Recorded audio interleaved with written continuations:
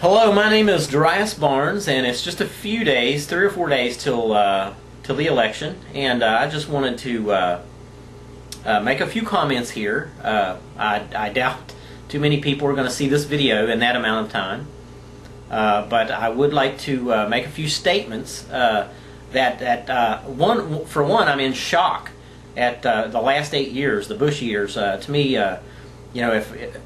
if the next president is not exponentially better at handling money and making decisions than Bush, then this country's in trouble. This country's already in trouble. I am fascinated that Mr. Bush has not been prosecuted, impeached, prosecuted. By the way, that is coming. A man named Vincent Bugliosi, who prosecuted Charles Manson back in 1970, is actually going to press charges.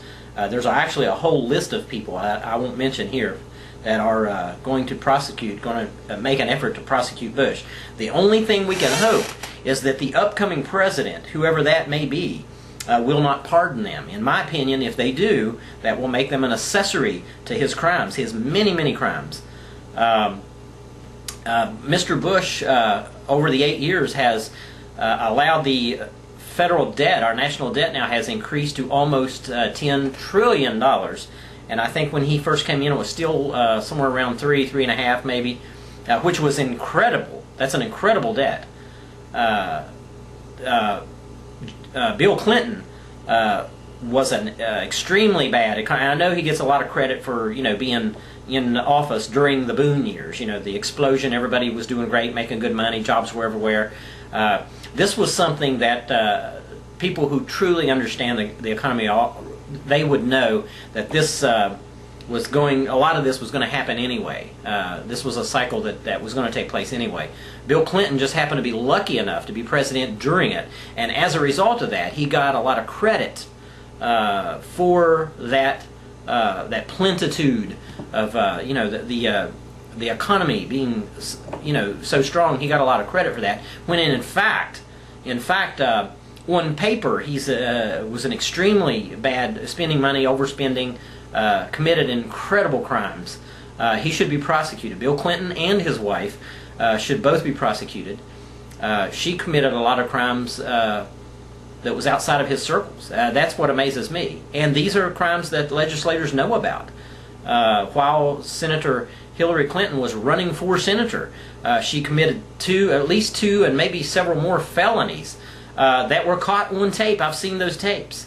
It's not like they don't have the evidence to do the prosecuting. I guess some people are just above the law somehow.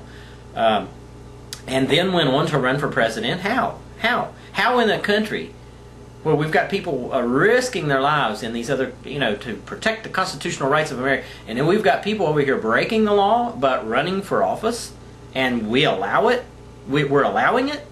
No one's saying anything? My God, God help us. I'm fascinated, and a lot of this stuff is being done on national TV. A lot of the crimes are being hidden, but there's a lot of this that's well known. But I would like to make a statement here about the upcoming presidency. I do want to point out that the mainstream media would like for you to believe that Obama and McCain are the only choices. There are several other names on the ticket. I won't be voting for Obama or McCain because, in my opinion, they have not covered the main issues. We've got a Department of Homeland Security that is growing leaps and bounds, spending billions of dollars on this cancer, is what I would call it. The Department of Homeland Security is like a cancer that we can't seem to get rid of. Only been around since 2002, and already they're trying to microchip America. The Real ID Act, you might have heard of it. They're trying to get you microchipped, and based on their protocol for that act, if you don't accept that microchip, initially it'll be in your driver's license, and very shortly thereafter it will be in your skin. It's called an IMI, Intelligent Man Interface. That's a little biochip in a glass tube that will go inside your arm. 2 states are already issuing those in the driver's license. That's North Carolina and New York. It's amazing to me that this is being permitted. I'm fascinated. This is basically being forced. If you turn down that radio frequency ID, first of all, they're not telling you. When you go get your driver's license renewed, they're not telling you that's in there. That's just something you might know, you might not know. That's no big deal. It is a big deal. It's a crime. It's a crime because it takes away your constitutional rights. The Bill of Rights is destroyed by the Real ID Act. And these are things that we've got people, thousands upon thousands of people over in Afghanistan and Iraq fighting. There's people here defending our constitutional rights, and these things are being done by what appears to be due process, and we're allowing it? We're allowing it. Wow. It amazes me. It amazes me. This country has lost its mind. There are judges, there are legislators, there are senators that are allowing this. They know what's going on, and they're allowing it. I would like to call your attention to something before I get off of the Real ID, the microchip thing. That's a big deal. That's a really big deal. But before I leave that and go to something else, I would like to point out that a Missouri congressman named Jim Guest has quit his job, I think, and he now travels the country warning people about this microchip that's being forced on us against our constitutional rights. He's got a webpage which I'd like for you to check out. It's called legislatorsagainstrealid.com. www.legislatorsagainstrealid.com. Don't take my word for it. Go look at his website. There are many other websites that talk about the very same thing. You can Google that and get a lot of that.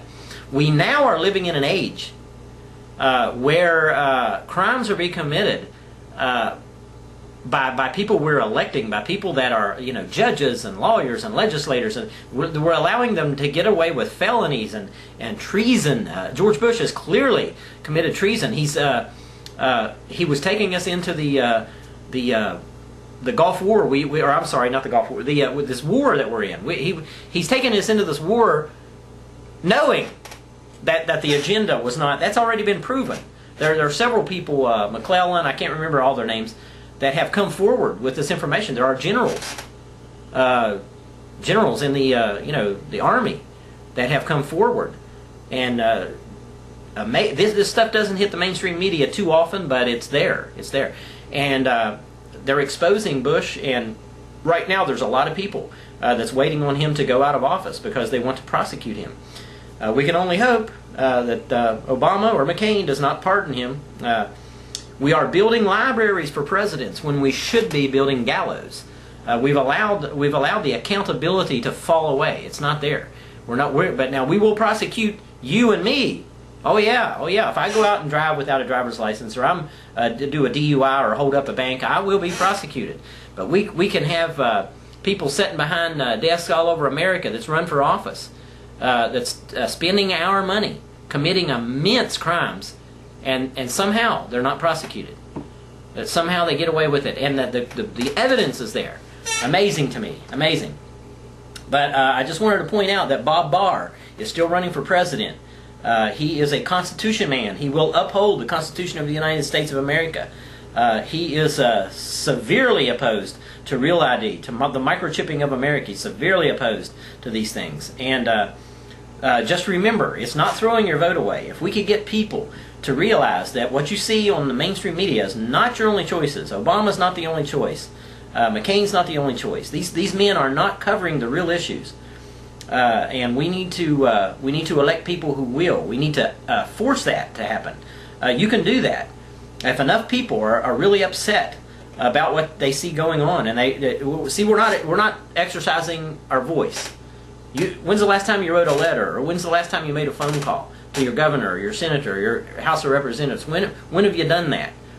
And told them that you're disgusted with the economy. The Federal Reserve, we've allowed this to go on long enough. The Federal Reserve is like this golden cow that none of the people running for government office will attack the Federal Reserve, and the ones who do, like Ron Paul, was going after the Fed. He was going to take the Fed out as soon as he became president.